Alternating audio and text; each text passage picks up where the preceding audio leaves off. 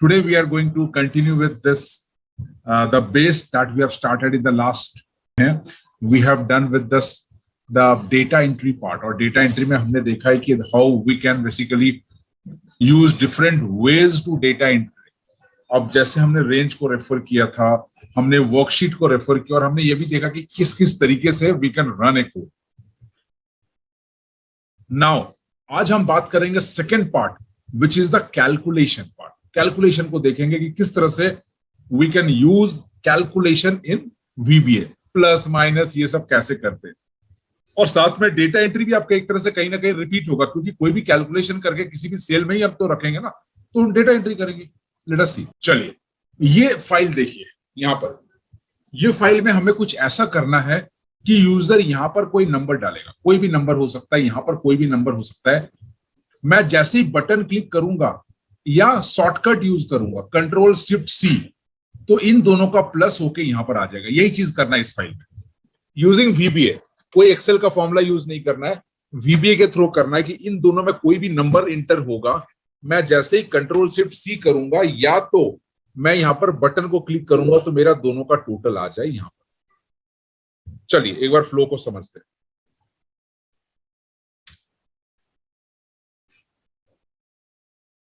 Module insert कर रहा हूं. Serve my calculation. Calculation direct word use नहीं करेंगे क्योंकि वो प्री डिफाइंड वर्ड होता है. तो जो भी प्री डिफाइंड वर्ड होता है ना, जैसे कैलकुलेट हो गया, कैलकुलेशन हो गया, एक्सेल हो गया, इन सब से दूर रहना ही अच्छा है. उससे बेटर है कि क्योंकि कंफ्लिक्ट ना हो जाए. हमें ना पता होगी कोई प्री डिफाइंड वर्ड है तो वो एरर दिखाएगा क्या? यहाँ पे एरर दिखाएगा या रिजल्ट अनवांटेड देगा. हो सकता है कि कोई एरर नहीं दिखाए बट आपको रिजल्ट ही नहीं मिल रहा. अच्छा, तो कंफ्लिक्ट हो सकता है. इसलिए आप कोई ऐसा वर्ड ही यूज मत करो जो एक्सेल में आपने सुना होगा कभी. आप अपना यूज कर लो. अगर कुछ सुना है, लेट से वी लुकअप यूज करना है तो कर दो माई वी लुकअप या वी लुकअप 1 कर दीजिए, तो समझ में आ जाएगा, कोई दिक्कत नहीं. Okay sir. नाउ अब देखिए क्या है यहां पर. अब स्टेप बाय स्टेप करेंगे. सबसे पहले लेंगे फिर देंगे. लेना वाला काम सबसे पहले है, फिर हमें देना है. लेंगे किससे? E6 से और G6 से. और किस फॉर्मेट में लेंगे बताइए?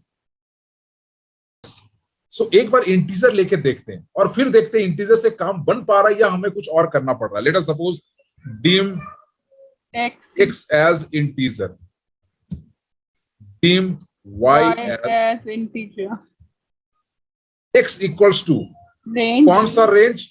E6.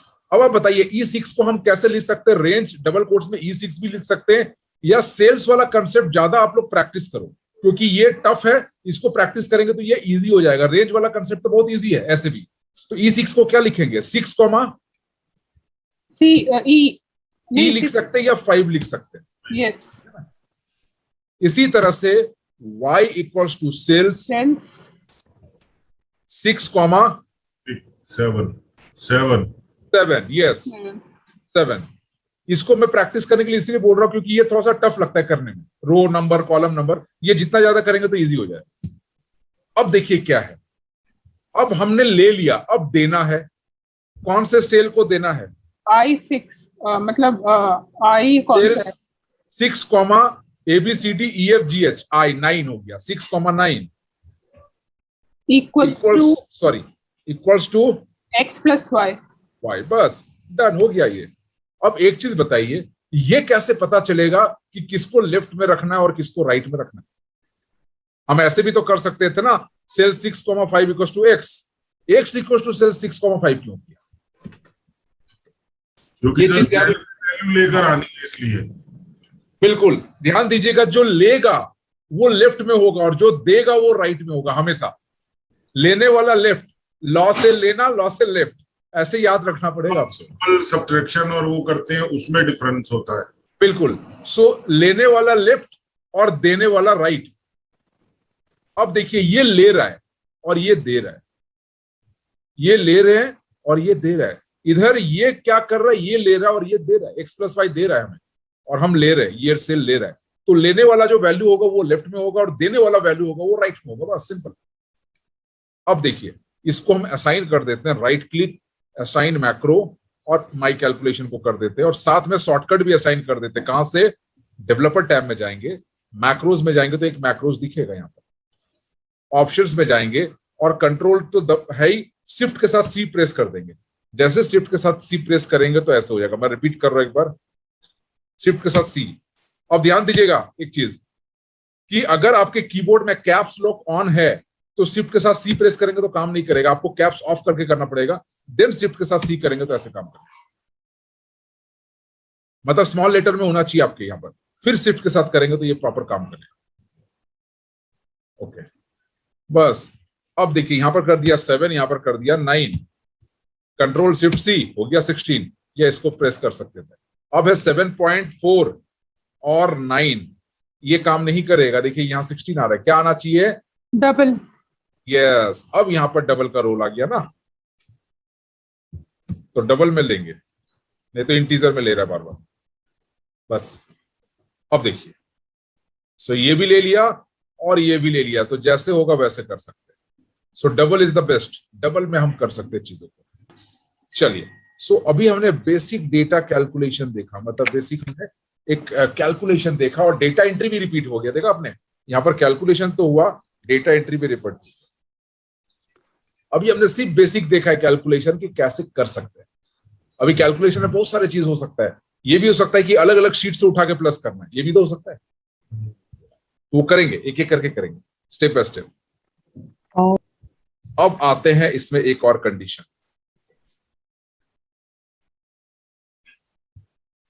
नाउ अब यहां पर किसी ने टेक्स्ट डाल दिया और कर दिया यहां पर घोटाला, टाइप मिसमैच। अब टाइप मिसमैच हो गया ना, एक्स को हमने स्ट्रिंग माना है, यहां पर टेक्स्ट डाल दिया उसने। तो इसे एरर को हैंडल करेंगे आगे जाके, बहुत आगे जाके हमारा एक टॉपिक है एरर हैंडलिंग। जैसे एक्सेल में इफ एरर होता है, वैसे ही वीबीए में अलग अलग तरीका होता है एरर को हैंडल करने का, राइट? सो उसको देखेंगे कैसे करना है। क्लियर है? चलिए, तो अभी हम ये मान के चलते कि एरर अगर आएगा तो अभी कुछ नहीं कर सकते, सिंपल। चलिए, so we have done with this data entry और कैलकुलेशन। और कैलकुलेशन तो आगे तक चलेगा, अभी खत्म नहीं हुआ है, ये आगे तक चलेगा।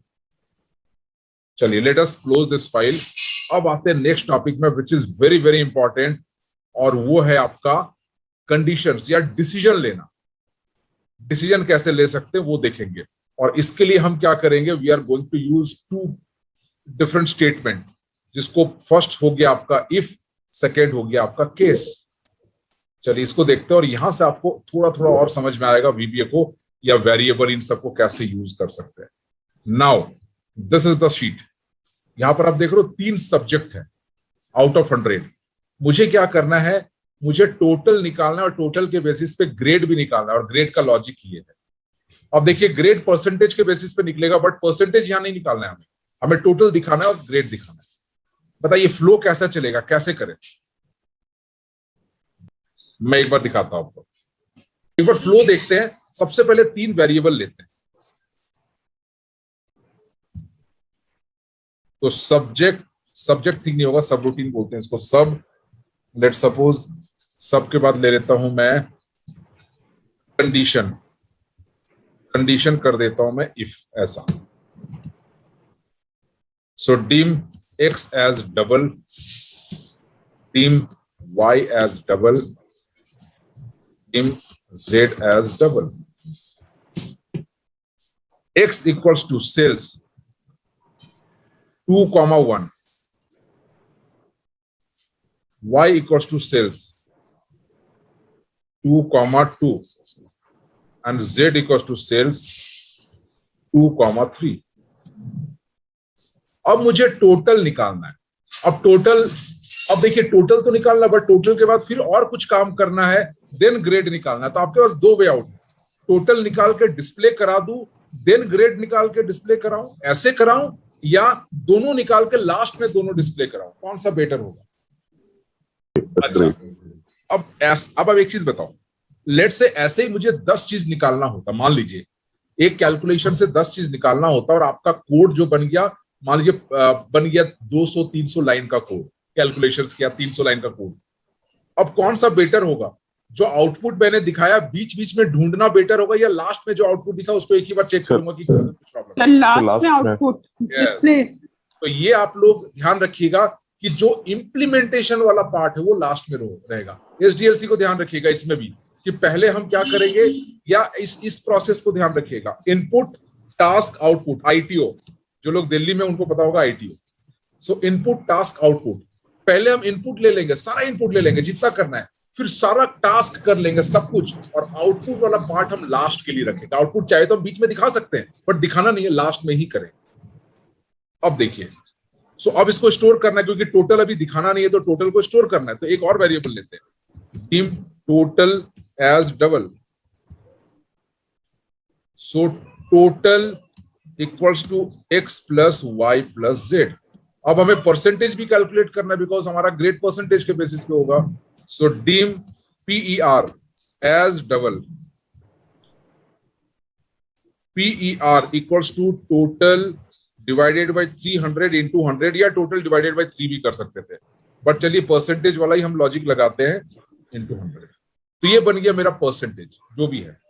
अब इस परसेंटेज के बेसिस पे अब आएगा ग्रेड। एक काम करते हैं, एक और वेरिएबल लेते हैं,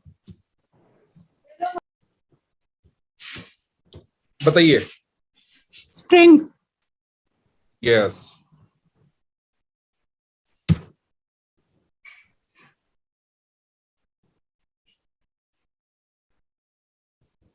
अब बताइए नीचे क्या करें।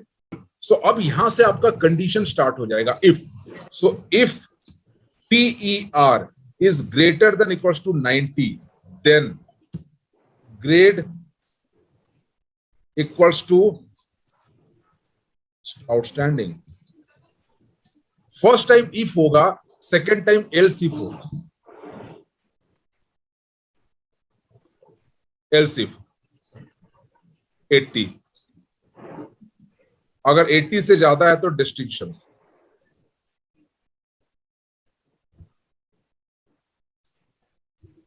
फिर else if, फिर हो जाएगा 60 तो फर्स्ट डिवीजन।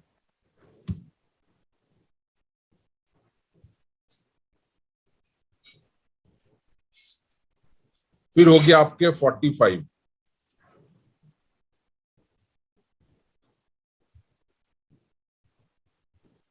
Second division. फिर हो गया आपके 33, थर्ड डिवीजन।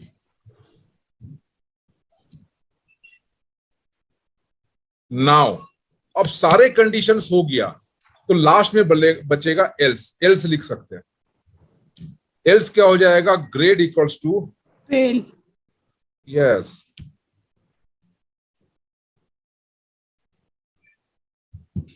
नाउ इफ को हमने स्टार्ट किया है तो इफ को बंद भी करना पड़ेगा, एंड इफ। ये नेस्टेड है, ये उसी का पार्ट है।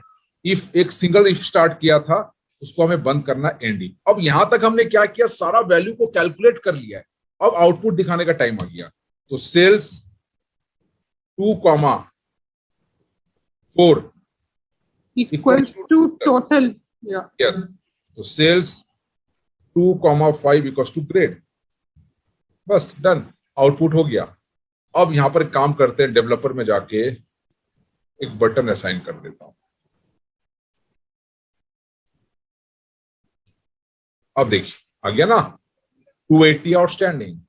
यहां स्कोर करते हैं, लेट्स से 80, यहां करते हैं 60, यहां करते हैं 45, 185 फर्स्ट डिवीजन। सो ये देखिए कंडीशंस आ गया। देखिए कितने, मतलब कॉपी पेस्ट करके कोड बड़ा हो गया। सो ऐसा फ्लो चलेगा, इफ एंड इफ से बंद होगा, और सब कुछ हमने कैलकुलेट करा लिया है, लास्ट में रिजल्ट दिखा दिया। तो ये है आपका इफ, ऐसे ही चलेगा। अब यहां पर आप देख रहे हो, कैलकुलेशन भी किया और डेटा एंट्री भी किया। ऐसे ही क्या होगा कि धीरे धीरे जैसे जैसे हम आगे बढ़ते जाएंगे, पुराना चीज आपका रिपीट होता रहेगा, तो वो रिवाइज हो जाएगा। अगर एक बार में क्लियर नहीं हुआ तो थर्ड बार में तो क्लियर हो ही जाना है। तो इसी तरह से हमने किया है, और ये है आपका इफ। डिसीजन के लिए एक और होता है जिसको बोलते हैं केस। देखिएगा, एक चीज ध्यान दीजिएगा, अगर इफ में मल्टीपल यूज करें, यहां पर बताइए कितना इफ हमने यूज किया, इफ कितने बार यूज किया, एक ही बार। ये तो एक बार एंड इफ होगा। हो सकता है कि इफ के अंदर फिर आपने एक और इफ यूज किया, कुछ और कंडीशन चेक करने के लिए, उस केस में फिर 2 एंड इफ लगेगा। ओके सर, ठीक है। एक्सेल में जैसे जितने ब्रैकेट ओपन करते हैं वहां पर, यहां पर क्या है कि इफ एक बार स्टार्ट किया तो एक बार एंड इफ होगा। इफ के अंदर अगर आपने एल्स इफ नहीं लगाया, मान लीजिए कोई और कंडीशन चेक किया, इफ मान लीजिए 3 इफ लगा दिया, इफ के बाद इफ, इफ के बाद इफ, इफ के बाद इफ, तो नीचे फिर 3 एंड इफ है। इफ को बंद करेंगे एंड इफ से। अब एक और करते हैं मॉड्यूल 2, इसमें मैंने पेस्ट कर दिया सेम कोड और यहां पर कर देता हूं केस। अब देखिए केस में क्या होगा, यहां तक तो सब कुछ सेम रहेगा, किस पार्ट तक तो सब कुछ सेम रहेगा, ये कॉमन रहेगा। अब जो यहां पर कैलकुलेशन है वो है। अब आप बताइए जो मेरा केस बनेगा और या तो जो मेरा रिजल्ट बनेगा अभी ग्रेड का, वो किसके बेसिस पे डिपेंडेंट है? परसेंटेज, पीआर के बेसिस पे। तो ऐसे स्टार्ट होगा, सिलेक्ट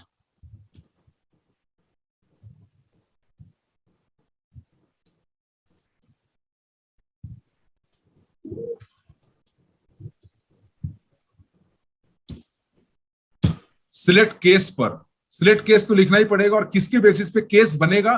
परसेंटेज के बेसिस पे। अब बनेगा पहला केस जो है ये, case greater than equal to 90, then use नहीं होता है। ये हो जाएगा case is greater than equal to 90 तो ग्रेड। फिर हो जाएगा केस, जैसे केस लिखूंगा तो इज ऑटोमेटिकली आ जाता है, ये हो गया। सेकंड केस ये बना। थर्ड केस क्या बना? This one. फोर्थ केस क्या बना? This one. फिफ्थ केस बना आपका ये। और अगर कोई केस ना बना तो कौन सा केस बनेगा बताइए? अगर कोई केस ना फुलफिल हुआ था, कौन सा केस फुलफिल होना चाहिए? फेल का। यस, तो केस एल्स बनेगा। अब हमने एंड इफ किया था, यहां पर क्या करेंगे? एंड केस नहीं, एंड सिलेक्ट। इसको सिलेक्ट हम लोग पॉपुलरली इसको केस के नाम से जानते हैं, बट इसको बोलते हैं सिलेक्ट स्टेटमेंट। ओके। इसको अगर इंटरव्यू या कहीं पर भी अगर किसी बुक में आपने देखा होगा सिलेक्ट स्टेटमेंट, तो समझ लेना केस की बात हो रहा है वहां पर। सिलेक्ट स्टेटमेंट का मतलब केस है। हम लोग बोलते हैं केस, बट एक्चुअली में ये सिलेक्ट स्टेटमेंट बोला है इसको। तो सिलेक्ट से स्टार्ट किया, एंड सिलेक्ट से बंद किया, बस बाकी सारा काम वैसे ही।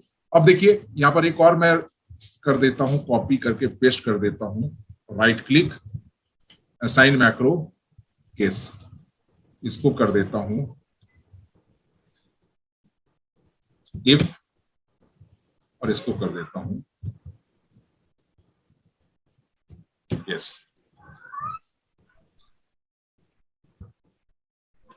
अब देखिए 90, 100, 100 कर देता हूं केस, तो बन गया ना 290 आउटस्टैंडिंग। तो ये हो गया केस।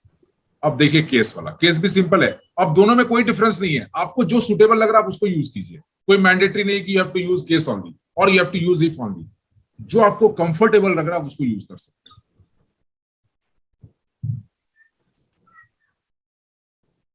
सो ये है आपका इफ और ये है आपका केस। दोनों ही डिसीजन लेने के लिए आपको हेल्प करेगा, दोनों में से कोई भी यूज कर सकते हैं आप।